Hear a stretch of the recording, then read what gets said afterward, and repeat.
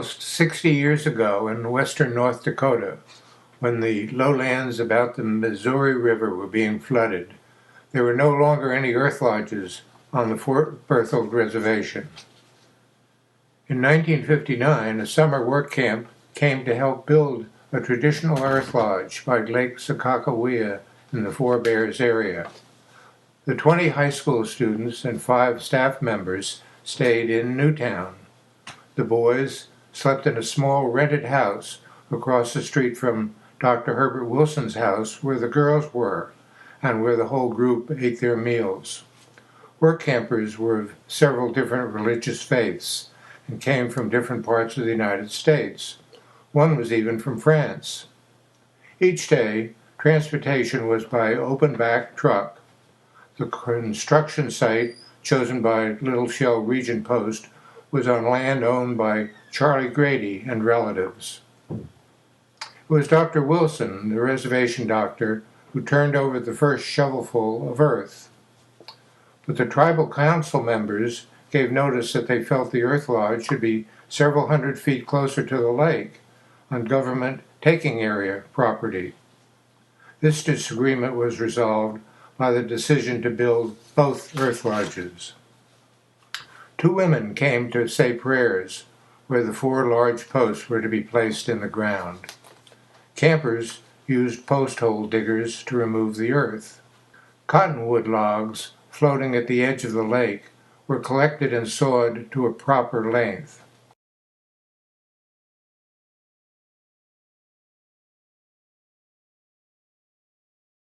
Wilbur Stevenson pulled a log closer to the posts.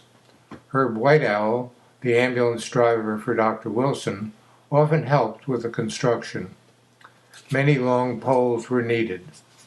Campers were stripping off the bark as Rufus Stevenson walked in their direction. Catherine and Charlie Grady were the only family living on the peninsula where the earth lodge was being built. Their house was a solitary building there. Visitors, including children and grandchildren, were there frequently as the project progressed. The 2 earth lodge frames were completed, and Wilbur showed the next step.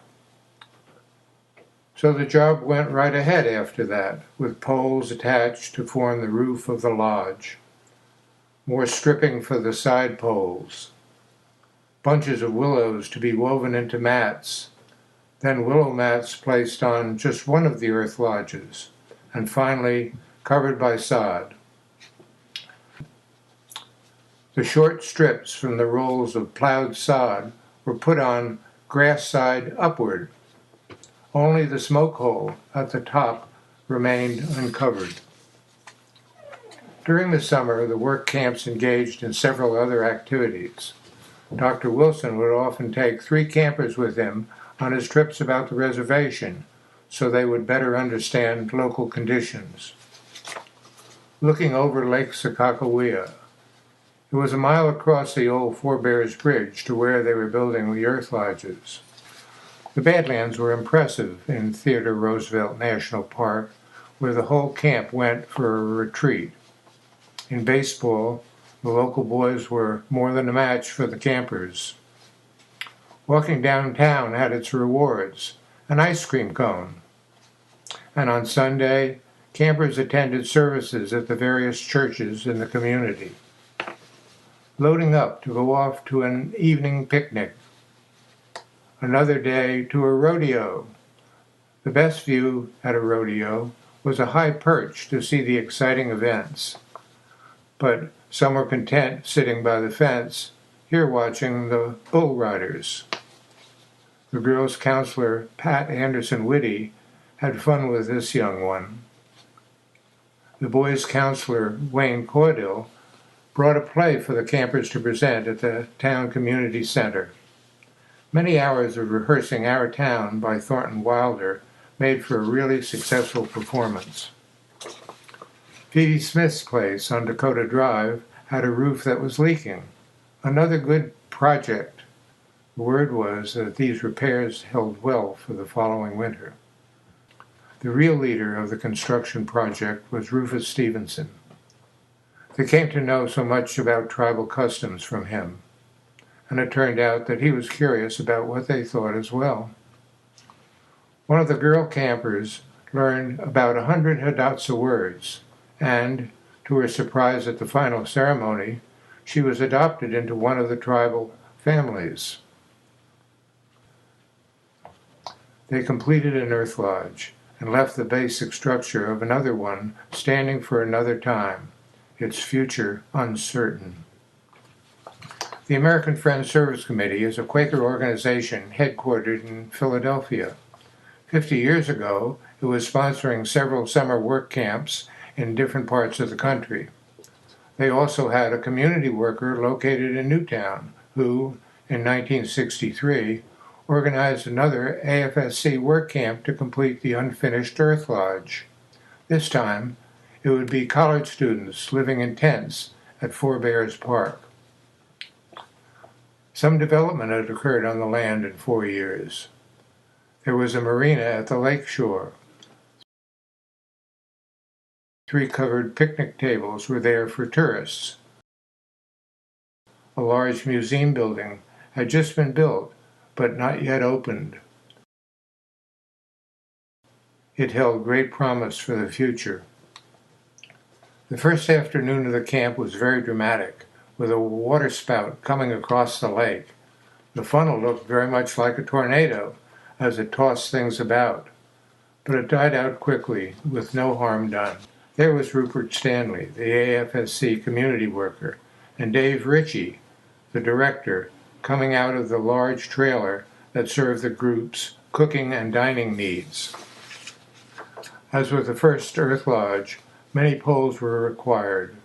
Very soon, campers were out, cutting trees, loading them up, and bringing them back to use for the completion of the second earth lodge. Progress went quickly.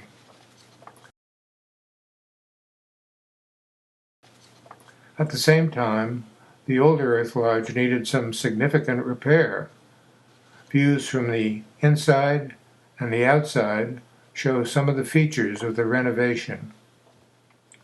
Willows, gathered and trucked back, cover the lodge.